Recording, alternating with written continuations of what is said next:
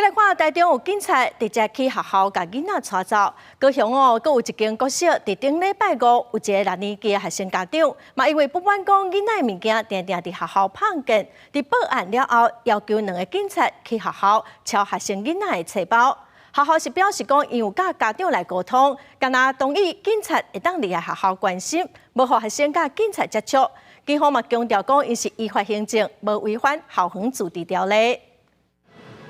台中有学童互园警带走，高雄某一个国小的家长社群留言嘛讲，顶礼拜五有家长带2名警察到6年的学童班上，因为家己厝内囡仔物件拍无去。发生刑案，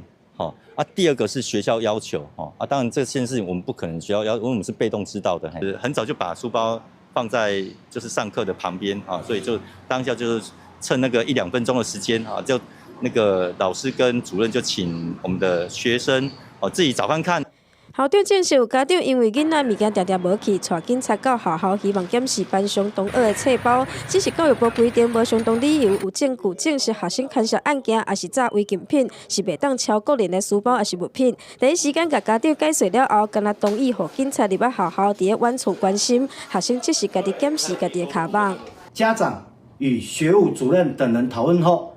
带领警员至学校操场旁，由校方自行处理。警方全程并未介入。物品最后尾找到班上同学，嘛请老师加强法治观念，还有心理辅导。但是警察入去学校，才有适当家长看法无同款。就是有一些可能外校人士进入或什么之类，我觉得可能才会比较需要动用到警方。我觉得应该不至于到惊吓，因为就很像是我们去搭捷运，然后可能捷运车站里面有警察一样。